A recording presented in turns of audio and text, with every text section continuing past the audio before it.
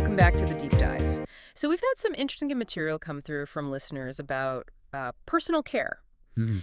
And it got us thinking, we wanted to really dig into what that actually means, beyond the surface stuff. Right, because it's easy to think of it as just, I don't know, spa days or something. Exactly.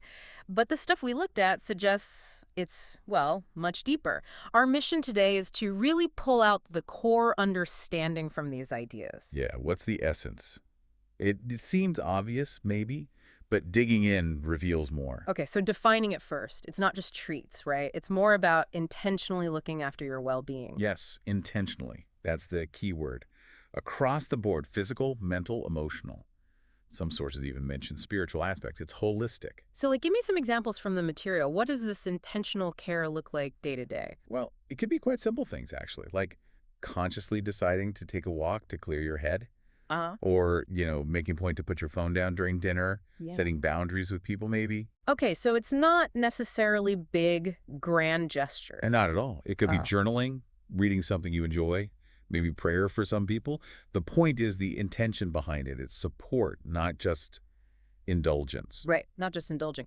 But why is it so hard then? Why do we tend to neglect it? The sources touched on this. Oh, definitely.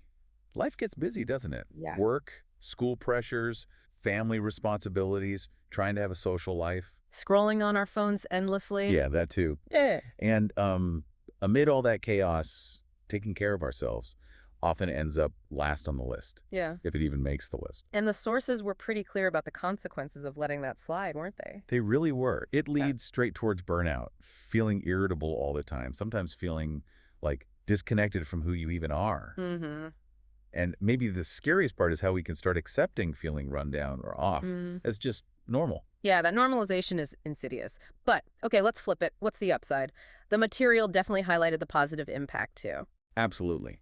When you do prioritize taking care of yourself, the benefits are tangible. More calmness, better focus, feeling more confident. It's like shifting gears, maybe, from just reacting to everything life throws at you. Exactly.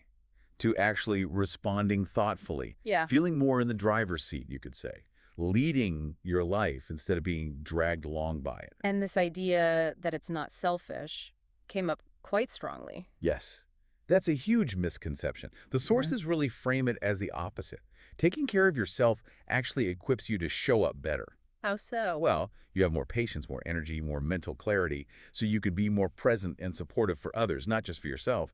You fill your own cup first, essentially. Okay, that makes sense. So for people listening who think, great, another thing to add to my to-do list, how do we actually do this? The material had some small steps, right? Yeah, really accessible things, like just making sure you drink enough water during the day. Simple. Or stepping outside for 5 minutes of fresh air. Right. Or learning to say no sometimes to things that you know will just drain you. And conversely, saying yes more often to things that genuinely bring you joy, even small ones. It's about those little consistent choices. That's the real message. Consistency over perfection. I like that. Definitely. It's not about achieving some ideal state of perfect self-care nirvana. It's about the regular small deposits into your well-being bank. Those add up So back to our original question then. Is personal care important? based on everything we looked at. Absolutely. Yes. Unequivocally. And the why seems pretty clear too. Yeah, the core idea that kept coming through is when you take care of yourself, everything else just flows better. Your work, your relationships, your resilience. There was also that interesting point about rest, that it's not something you have to earn. That really challenges the hustle culture, doesn't it? This idea that you only deserve to rest after you've pushed yourself to the limit. Right. The materials seem to say, no, rest is just a fundamental human need, like breathing. There shouldn't be guilt attached to slowing down. It's essential for recovery, for sustainability. It's not lazy, it's necessary. So maybe a good place to leave it is with a direct question for everyone listening. Just take a second right now and ask yourself, what do I actually need? Yeah. What do I need right now? And whatever that is, even if it's small, try and give that to yourself. Because honestly, you are worth taking care of. You really are. Thanks for listening to The Deep Dive.